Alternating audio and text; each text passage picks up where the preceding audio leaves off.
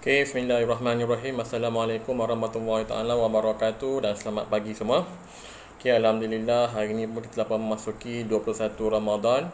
Okay, di mana kita berada di fasa-fasa terakhir bulan Ramadan bagi 1441 Hijriah.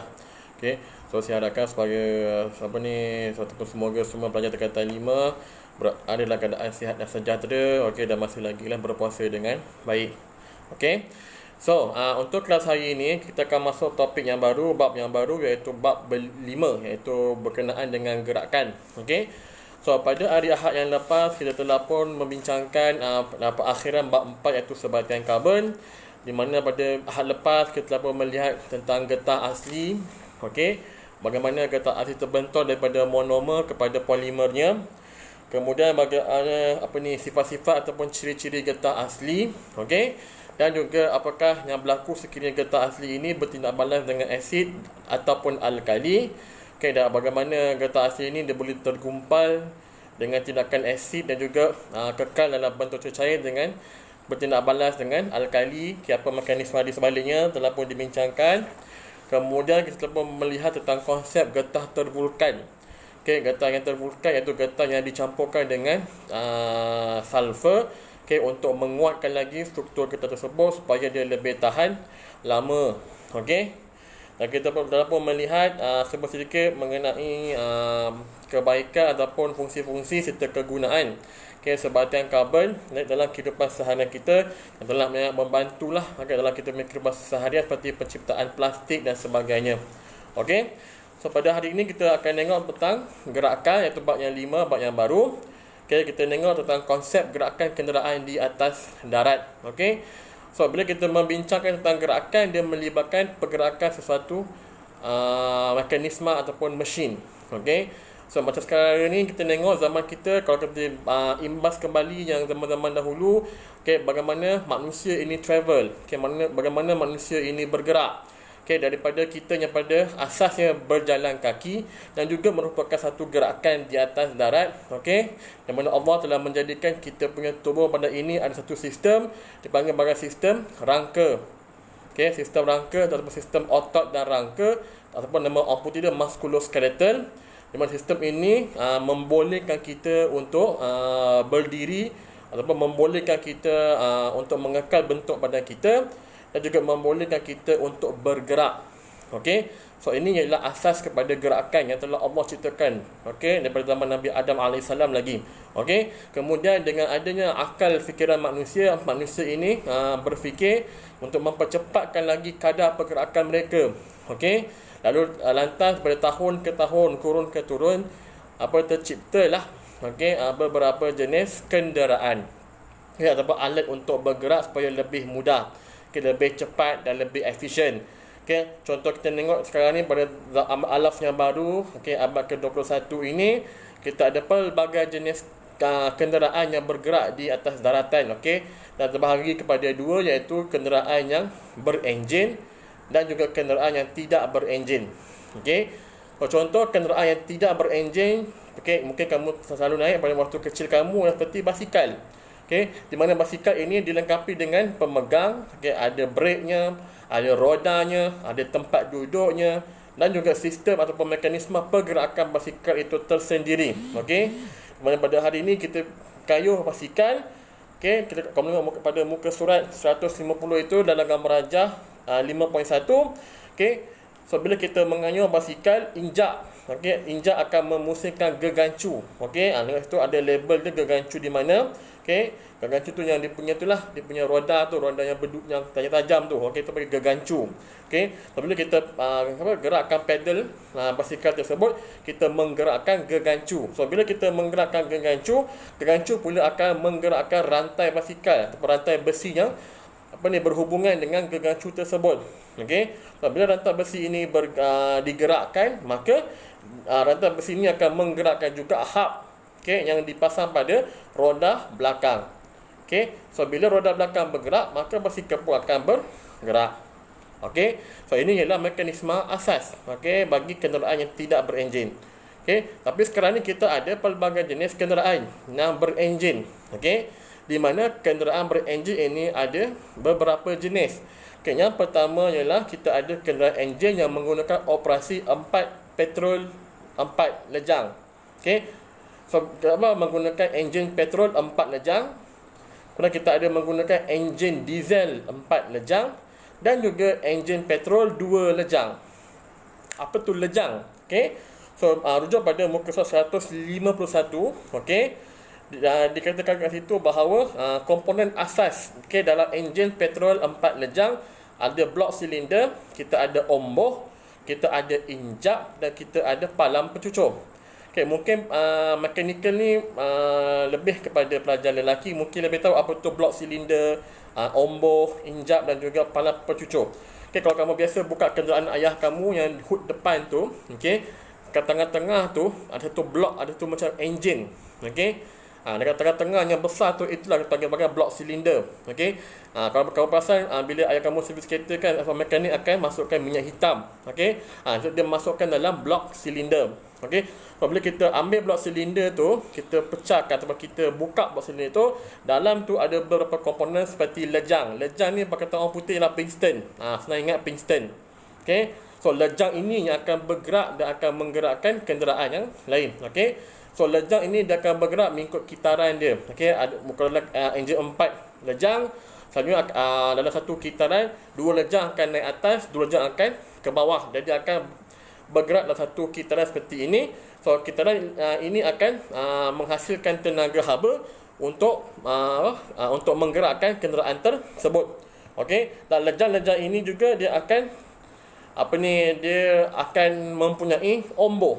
Okey, so omboh tu dia macam macam pump lah. Okey, so omboh ni dalam lejang tu, okey, dalam lejang tu adanya omboh. So omboh ini juga akan bergerak. Okey, dan omboh ini yang akan bertanggungjawab di dalam membakar bahan petrol. Okey, bagaimana nanti kita akan tengok. Okey, so bila omboh ini bergerak, okey, dan dia akan membakar petrol, dia akan menghasilkan tenaga haba lalu menggerakkan mechanical lejang tersebut. So bila dia bergerak, dia akan memusingkan roda tenaga dan akhirnya dia akan menggerakkan kenderaan tersebut, okey, kepada sistem tayar.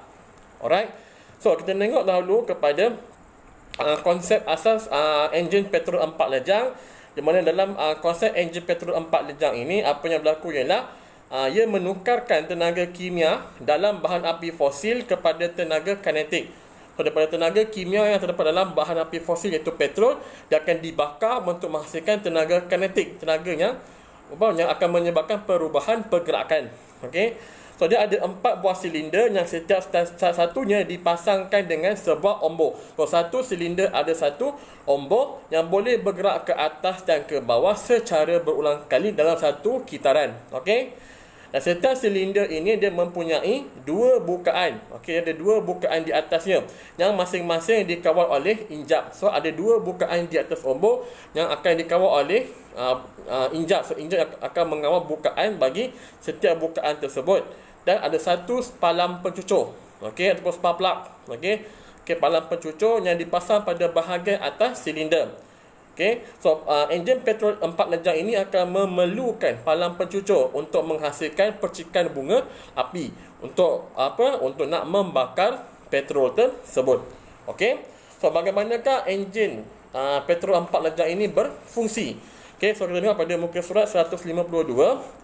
Okey, so dalam enjin petrol 4 lejang ini, bila kita kata ada 4 lejang, berarti dia ada 4 kitaran lejang. Okey, kita ada yang pertama ialah lejang aruhan, yang kedua kita ada lejang mampatan, okey, yang ketiga ialah lejang kuasa, yang keempat ialah lejang exhaust. So ini ialah kitaran bagi enjin 4 lejang, okey, iaitu lejang aruhan, lejang mampatan, lejang kuasa dan juga lejang exhaust. Okey, so kita tengok kepada lejang aruhan, iaitu yang pertama. Okey, so apa yang berlaku dalam lejang aruhan ini ialah injap masuk. Okey, injap masuk akan terbuka. So ada 2 injap, iaitu injap masuk dan juga injap exhaust. Okey, so dalam lejang aruhan, injap masuk akan terbuka, manakala injap exhaust akan tertutup. Okey, kamu boleh rujuk pada muka surat 152 rajah 5.2. Tengok gambar tu. Okey. So lejang dalam lejang aruhan, injap masuk akan terbuka, injap masuk akan terbuka dan injap exhaust akan tertutup. Okey. So bila injap injap masuk terbuka, apa yang berlaku ialah akan campuran udara. Okey, campuran udara dan juga petrol akan masuk ke dalam silinder tersebut. Okey, dan pada masa yang sama juga dalam lejang aruhan ini, omboh akan bergerak ke bawah dahulu. Okey. Bila omboh bergerak ke bawah, dia membenarkan petrol dan juga campuran petrol dan juga udara akan masuk ke dalam silinder tersebut melalui injap masuk. Okey. Ini yang kita nampaklah. Okey, so dalam silinder tu dia ada beberapa bahagian. Okey, antaranya ialah kebok pembakaran. So bila injap masuk terbuka, maka campuran udara dan juga petrol akan masuk ke dalam kebok pembakaran dalam silinder tersebut. Manakala pada masa yang sama omboh bergerak ke bawah. So ini ialah lejang aruhan. Kemudian dia akan mengikuti lejang mampatan. Okey. So dalam lejang mampatan, apa yang berlaku ialah kedua-dua injap, iaitu injap masuk dan juga injap exhaust akan tertutup. Okey. So kedua-dua injap akan tertutup dan omboh akan bergerak ke atas. Okey, omboh akan bergerak ke atas, tadi dia ke bawah. So bila masuk lejang mampatan, omboh akan bergerak ke atas dan akan memampatkan campuran antara petrol dan juga udara. Okey, so bila omboh naik ke atas, dia akan memampatkan campuran udara dan juga petrol. Dan bila berlakunya perubahan pada tekanan. Okey, bila kita mampatkan, bila omboh itu memampatkan campuran udara dan juga petrol, pada masa yang sama dia menambahkan tekanan di kebok pembakaran dalam silinder tersebut. Bila tekanan bertambah, maka suhu bertambah. Itu asal fizik dia. So bila tekanan bertambah, maka suhu akan bertambah. Oleh yang demikian, ini akan menyebabkan suhu dan juga tekanan dalam silinder meningkat. Kemudian masuk pula kepada lejang kuasa. So dalam lejang kuasa, the same thing juga, kedua-dua injap masih lagi tertutup. Palang pencucur ataupun spark plug, palang pencucur akan mengeluarkan bunga api. So palang pencucur dia akan bergerak dan dia akan menghasilkan percikan bunga api. Dia akan menghasilkan percikan bunga api sejurus sebelum omboh sampai ke atas lejang. So sebelum omboh ni sampai fully ke atas lejang tersebut, spark plug ini dia akan menghasilkan percikan bunga api. So bila adanya percikan bunga api ditambahkan lagi dengan kehadiran campuran antara udara dan juga petrol yang telah dimampatkan oleh pergerakan omboh ke atas, maka ini akan menyebabkan campuran udara dan juga petrol akan terbakar. Dia akan terbakar dan gas yang panas akan dihasilkan. So bila terbakar akan menghasilkan gas yang panas, berarti tenaga haba akan dihasilkan. So gas yang panas ini dia akan mengembang. So bila satu bahan ini bertambah suhu, dia akan mengembang. So bila gas panas ini terhasil, dia akan mengembang. Dan bila dia mengembang, dia akan menolak omboh ini kembali ke bawah. Dia akan menolak omboh ini kembali ke bawah untuk menghasilkan kuasa enjin.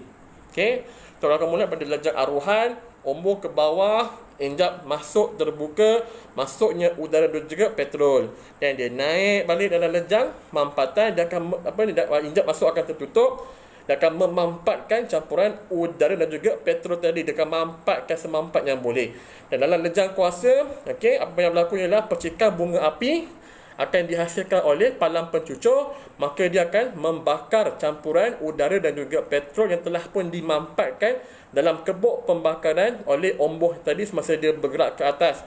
Bila dia terbakar, dia akan menghasilkan gas yang panas. Bila gas itu panas, gas akan mengembang. Dan bila dia mengembang, dia akan menolak kembali omboh ke bawah dengan kuat. So dia akan menolak kembali omboh ke bawah. So bila ini berlaku, bila omboh ditolak ke bawah, maka dia akan memutarkan enjin. Dan akhir sekali dalam lejang exhaust. Selepas berlakunya pembakaran dalam silinder tersebut, akan ada lejang yang terakhir, iaitu lejang exhaust, iaitu fasa yang keempat. So dalam lejang exhaust, apa yang berlaku ialah injap masuk akan tertutup. Okay, so injap masuk dia masih lagi tertutup, tetapi injap exhaust akan terbuka. Okay, so injap exhaust akan terbuka. So injap masuk tertutup, injap exhaust terbuka. So bila injap exhaust terbuka, ombak ini dia akan bergerak ke atas. Okay, ombak ini akan kembali semula bergerak ke atas. Okay, dan bila dia bergerak ke atas, apa sahaja gas yang telah pun terhasil tadi, okay, apa sahaja gas yang telah pun terhasil daripada pembakaran petrol dan juga udara tadi akan ditolak keluar. Okay, so ombak tadi akan bergerak ke atas menolak semula gas, okay, keluar daripada silinder melalui bukaan yang telah dibuka oleh injap exhaust. Okay, so injap exhaust akan terbuka, dia akan membenarkan apa sahaja gas yang tertinggal dalam silinder tadi ditolak ke atas oleh ombak tadi, dia akan keluar dan akan menghasilkan gas exhaust yang keluar daripada corong exhaust daripada belakang kereta kamu itu. Okay, so ini yang bagaimana operasi enjin petrol 4 lejang. Okay, so daripada lejang aruhan, okay, injap masuk terbuka memasukkan petrol dan juga udara. Kemudian pada masa yang sama ombak dalam silinder itu akan bergerak ke bawah dahulu.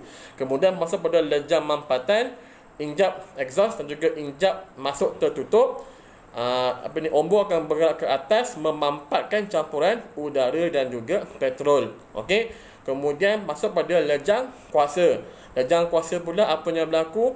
Palang pencucur akan menghasilkan percikan bunga api membakar. Okey, dia akan membakar campuran udara dan juga petrol yang telah pun dimampatkan, akan menghasilkan pembakaran gas.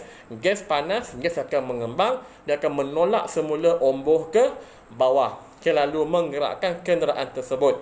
Akhir sekali ialah lejang exhaust. Lejang exhaust pula berlaku apabila ombak ini dia akan bergerak semula ke atas, dan pada masa yang sama injap exhaust akan terbuka mengeluarkan gas yang telah pun terhasil tadi keluar daripada silinder enjin untuk disalurkan ke luar melalui corong exhaust. Okey, so inilah yang berlaku dalam operasi enjin petrol 4 lejang yang biasanya digunakan oleh kenderaan biasa. Okey, so ini bagaimana kenderaan bergerak. So bila kamu tengok bagaimana dengan menekan pedal minyak kita boleh menambahkan kelajuan sesuatu kenderaan. So apa yang berlaku dalam enjin tersebut adalah seperti ini. So bila kereta kita laju, bagaimana kereta kita berlaju bila kita tekan pedal? Bila kita tekan pedal berarti kita menambahkan campuran udara dan juga petrol masuk ke dalam silinder. So bila banyak petrol masuk, berarti banyaklah bahan bakar yang terhasil.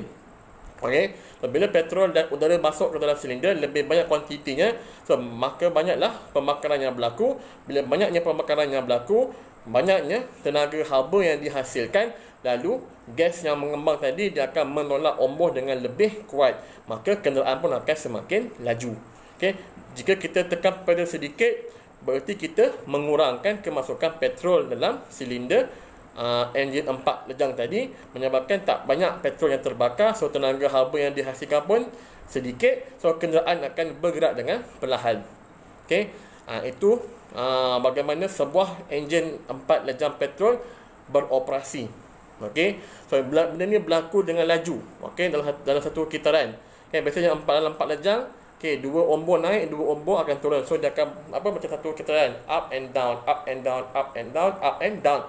Okey, mungkin kamu dah tengok iklan dalam iklan TV tentang enjin pelincir, minyak pelincir Sintiam kan, dalam Petronas punya iklan. Nampakkan dia punya pergerakan ombak dia ada yang naik dan turun, naik turun, naik turun. So kitaran ini yang akan menggerakkan kenderaan kita. Okey, ada yang dibakar, ada yang rehat, bakar, rehat, bakar, rehat, bakar, rehat, bakar, rehat, gitu.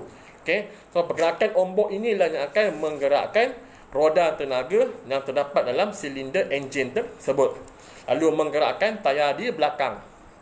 Okay. So tayar di belakang yang akan bergerak. Okay. Tayar depan dia setia untuk mengawal arah kiri ataupun kanan. Yang bergerak adalah tayar belakang. So daripada roda tenaga tu dah ada connection dia nanti, yang kita akan tengok kemudian. Okay. Alright. So ini sahaja untuk hari ini. Saya akan stop dahulu tentang enjin petrol 4 lejang. So pada hari Ahad depan kita akan tengok kepada operasi enjin diesel 4 lejang dan juga enjin petrol 2 lejang. Okey. So sila baca, sila fahamkan kembali tentang kitaran. Okey, kitaran operasi enjin petrol 4 lejang. Okey. So pada hari ini tugasan kamu saya hanya bagi untuk buat nota perteminda bagi 4 yang lepas. Okey, tiada data informatif untuk hari ini. Okey. So sekian, terima kasih. Assalamualaikum warahmatullahi taala wabarakatuh.